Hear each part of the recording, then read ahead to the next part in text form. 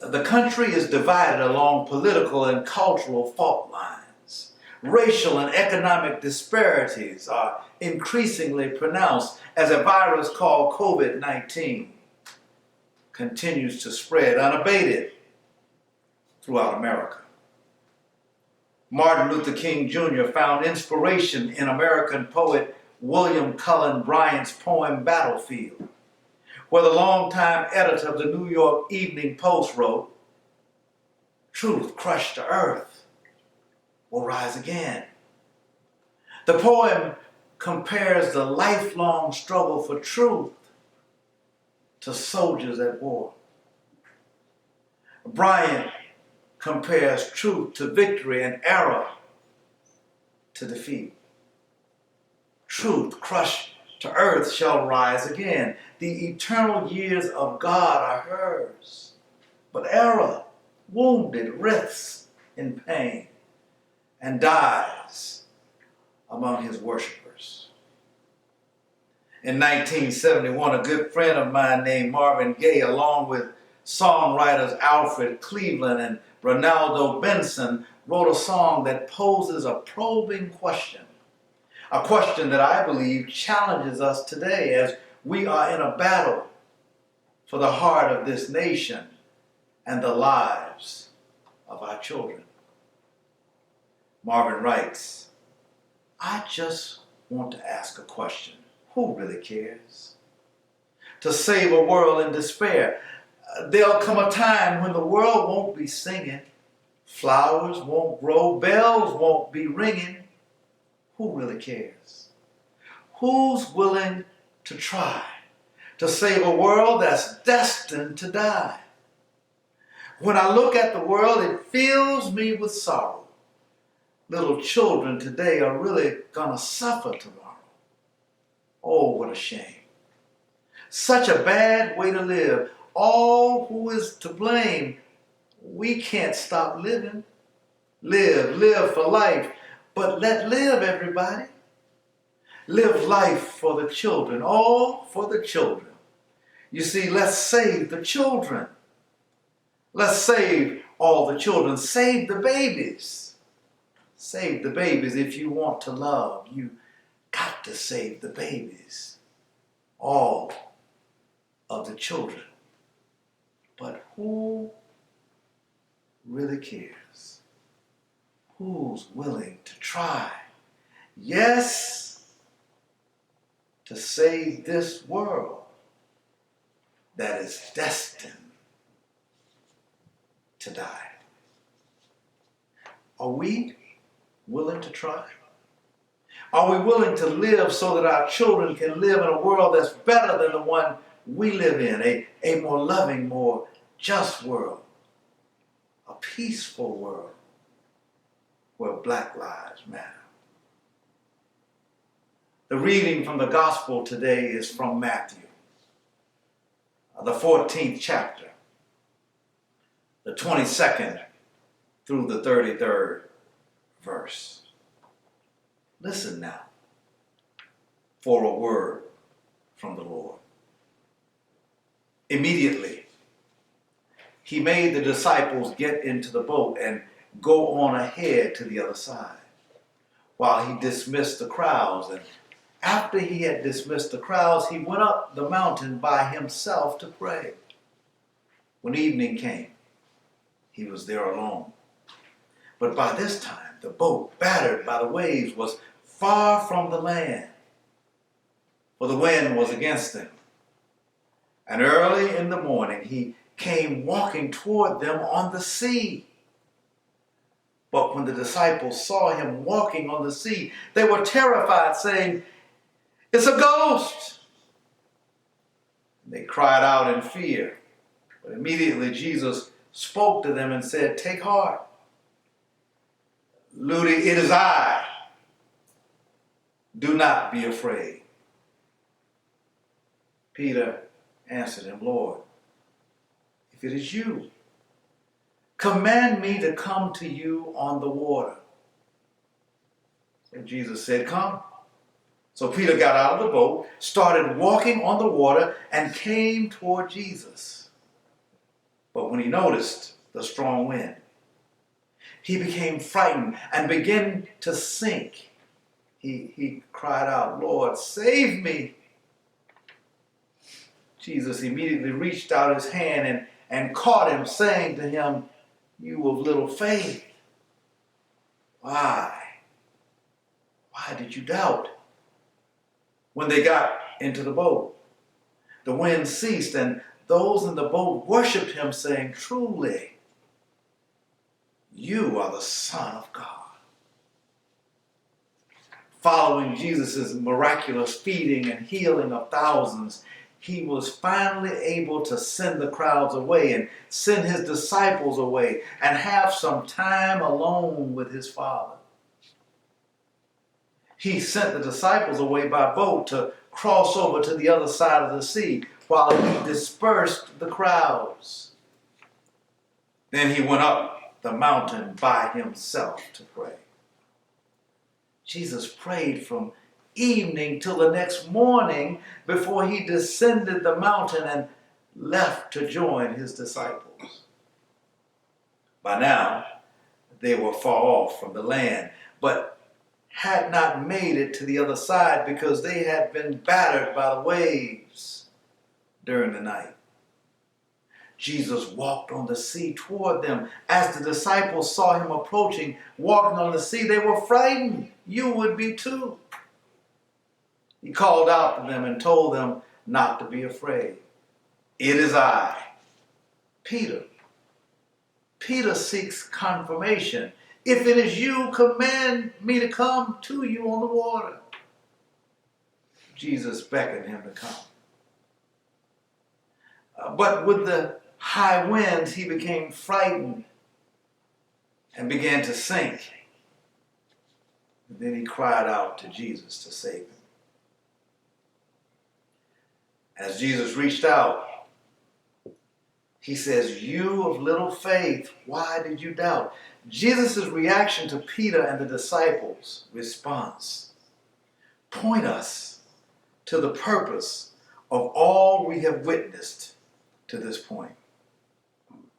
Beginning with Jesus receiving the news of John's brutal killing and beheading, to the healing and miraculous feeding of the multitudes, and now his walking on water and the calming of the sea, have all been pointing to one thing: his identity as the Son of God. Finally, at least for now, the disciples get it. "Truly," they say, "you are the Son of God." When Jesus said, "It is I," it is a not so subtle effort on his part to announce his unique relationship with God. I am. For the few moments I have remaining this Sunday morning, I want to reflect on the subject. It is I. It is I.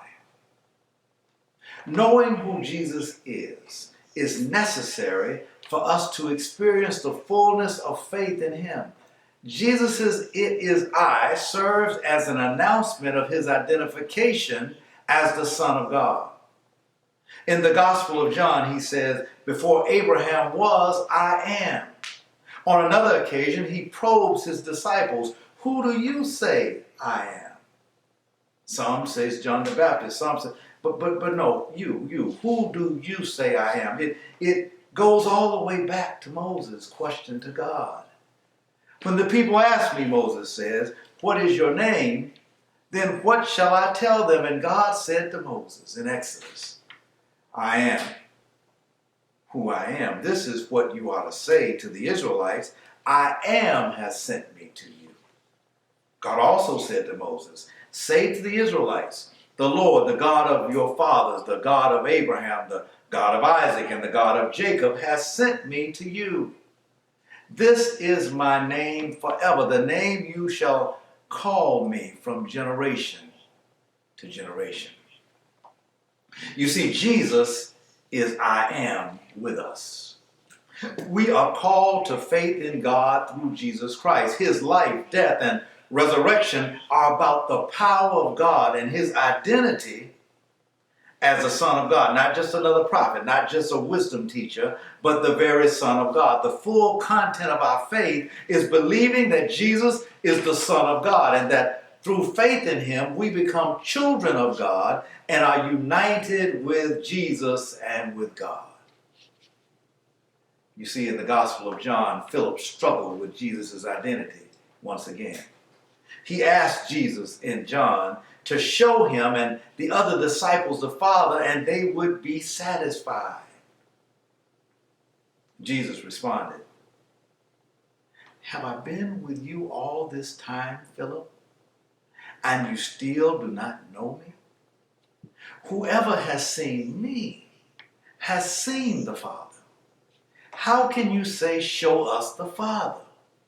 Do you not believe that I am in the Father and the Father is in me?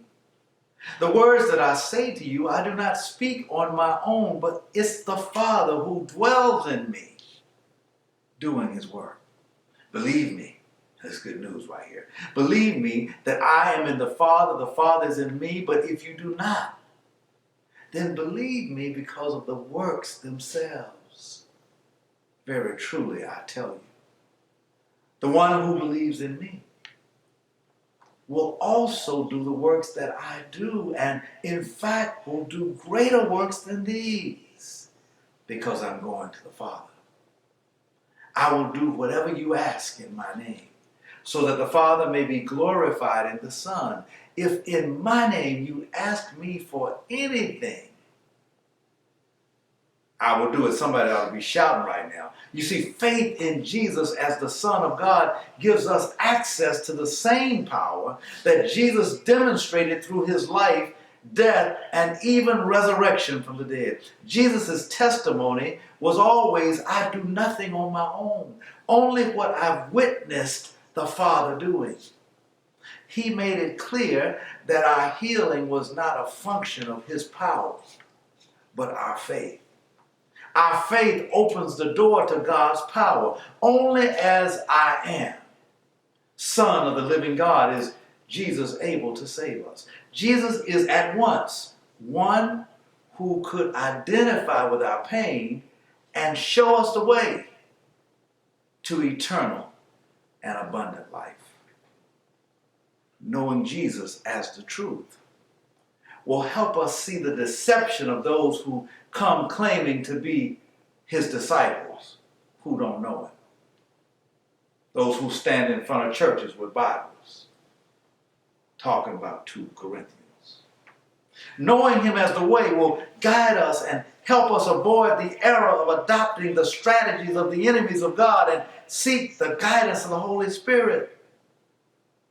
Knowing him as the life will change our perspective and values, and we will seek to be his disciples and live like him. We have a lot of decisions before us. To save the children, to save the babies, we will need to walk intimately with God. Jesus gives us a model to follow. First, he demonstrates the necessity to spend time alone with God. Secondly, we see the importance of Jesus' prayer life. I mean, he prayed from evening till the next morning. He gets up early to pray. Finally, faith in Jesus as the Son of God gives us access to the miraculous power of God to feed the hungry, to overcome the devastation of the current pandemic. Jesus beckons all of us to come. Come walk with him on the water by faith and not doubt, keeping our eyes on him. Don't let the rough winds distract you.